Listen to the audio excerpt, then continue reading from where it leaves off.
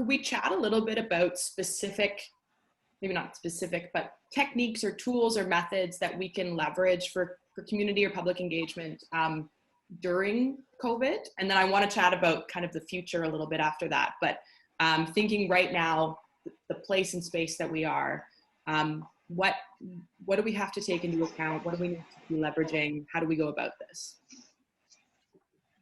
Well, I've been using quite a number of different, I guess, communication platforms. So WhatsApp, for example, I have a WhatsApp group for different communities that I'm engaged with for different policy areas. We exchange information there. There are also email lists where we also exchange information.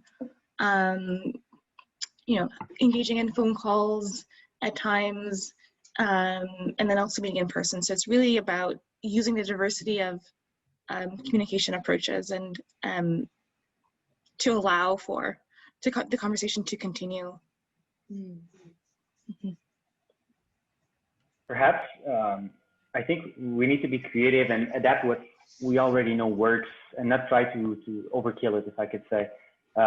And obviously to be okay whenever there's mistakes, because, well, that happens, and sometimes it's not everyone that's keen on technology. There might be two examples I'd want to say. We sometimes use a fishbowl technique to spark discussions and spark exchange between people.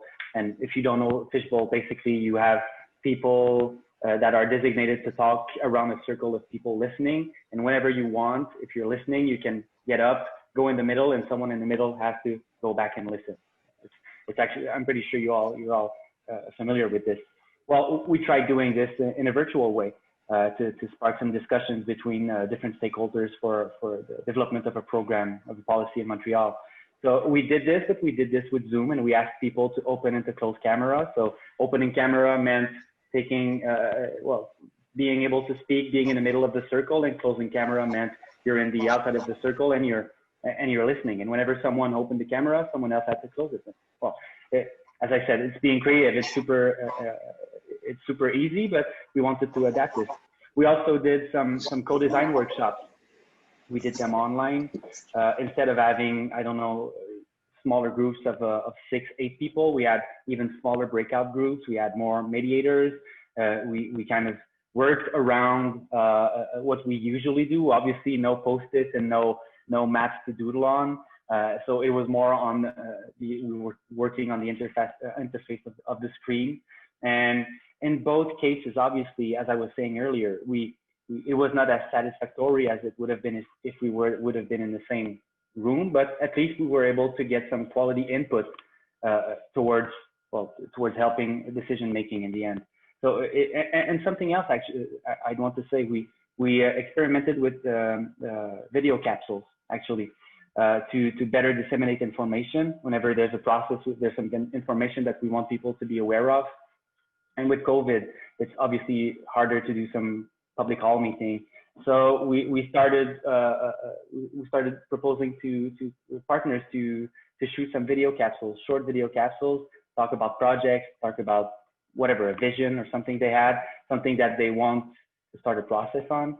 And even on smaller programs, we started working with video capsules, and it's actually something that's working well, that wasn't really being done before. So that's some of the ways that we kind of adapted without reinventing the wheel. Thank you, Mikael. Sophia or Jennifer, either of you want to contribute anything? Sure. Yeah, I like what you're saying, Mikael. I think a big part for me is not, pretending it's the same thing to do in person versus online. And so I think when people sometimes try and translate them, that's part of the problem, is doing, a multi-hour in-person event or a day-long looks very different. We have to really change the whole thing. And it might look like a number of series of events and a number of formats. But one of the things I'm thinking about a lot all the time before this and now is who's interpreting the data and the information and the stories, and how are people that are part of those stories actually shaping the sense making and the nitty gritty of the messages, making sure that those don't get lost, because that's where a lot of our bias actually lies. And yeah, and then thinking about the online all the, I just heard of a neat example of someone doing something kind of like you're suggesting, Mikael, where they had on social media like a challenge for people to go to the public space and do an activity that they wanted to be able to do in the space in the future. And so everyone was uploading different videos of the kinds of things they wanted to be able to do there, and just that ability that we can be using, working with residents to actually shape things in a different way. Yeah. Jennifer, any final thoughts on this one? I mean, you know, we've tried to use, as been noted by other panelists, different tools in the toolbox. I mean, obviously digital is the common, you know, Zoom meetings or WebEx meetings, particularly with larger groups. You know, one of the things that our office has worked to facilitate with community over the past few months is access to space outside, access to green space, park space, to be able to continue to run critically important programs that they haven't been able to do since the lockdown, since COVID. So, I mean, that's not really engagement necessarily, but it is working with community to be a little creative. We've done some work on city property to basically create sort of fenced in semi-private areas for some of our community organizations to be able to run some fairly sensitive programs for their clients.